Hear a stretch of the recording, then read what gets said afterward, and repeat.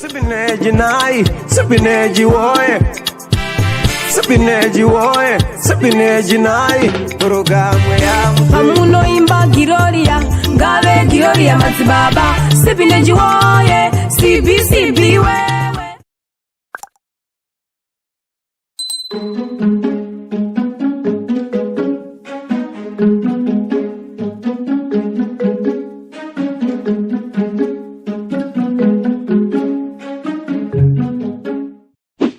Sha, azviri kuti kana dhingi rakavhurwa harinake wangu, but inowanika iwe uri kungozvivhurira wega rega mukapfuka nonguvaraidza so. Wauri kuona netaskiri rekusirwa dhingi panapa ndiyani, plus wakambondiona ndichita zvemadhingi rini, mufesi iwe inda uchishaya nyaya. Saka iwe kutaura kuti pane zvese zvanotaura izvi hauna kana hwani chawambonzwisisa. Tsano, nzeve dzamuri kutoona idzi hadzisitombori kana dzedisplay. Chikomana, inini kandoda kudzikamirwa waibata. Imbomira skiri rako unditi hei tsano ira, handana neni hanzvadzi yako inini. Alright bamnini, handiti muri kutaura mapfuwu emupepsi here? No wangu, hazvitombodhara izvozvo, alright, ngaiperi waibata.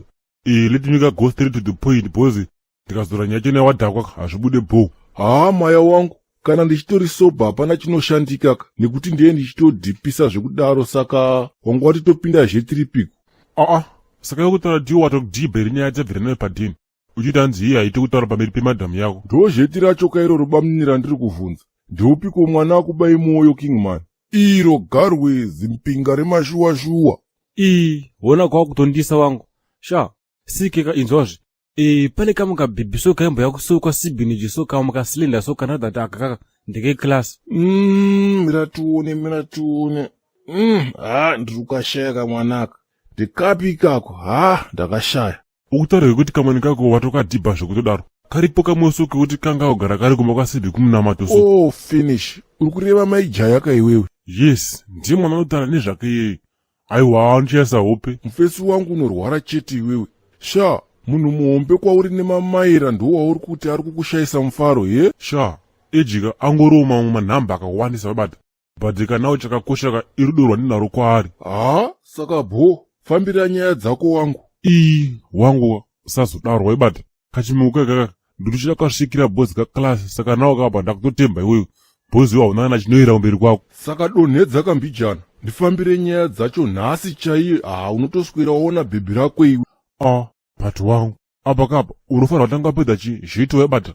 Ndini kana zviito chichingereta bho, ndobva ndachizokupawo Thanksgiving waibata. Iwayo ndo madhiri ekushaya manje. Inini ndinotongoda 100 US deposit, then 80 bucks kana chimuko chabvuma. Asi kana chinge charamba balance unogara nayo. Simple and straightforward. Okay, fine kwacho.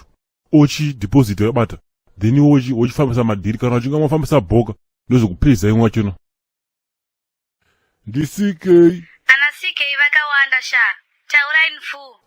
Iwe, ndini CK chikombera hanziko kuvhaira. Ndozvangu uchitadza kutaura chete. Anyway, tobatsirana nei. Ko waitwei nhai? Ko kadzikama unobvei?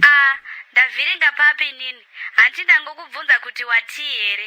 Zvotyisa kakufonerwa nemunhu ane mukadzi. Handisi kuda hangu kupedza time stereki. Haufa tikamboenda kudhina nhasi. Watii? Ndati let's go for dinner tonight. Sorry, ndikukumbira kubvunza kuti ndiri kutaura nani. You are not so serious. Uri kutaura kana CK, one real man. I'm still in shock. Is this real CK I know? Today I'm busy. So tell me quick. Ndira kupinda muofisi kana uri busy ka? Tobaya mangwana. Okay, fine. Tonight kwacho. Saka tosangana kupi? Uye nguvai? Ndokuisira ka message kana imewe in 1 hour time. Gari waanonyepa. Bhebhi riri kutodaira kairi. Handingambomuburukira zvechiwaiwai. Anodya fiye yoyo. Mbiri yakashaya muswe nekutumira. Sipineji nai, sipineji woye. Sipineji woye, sipineji nai. Programu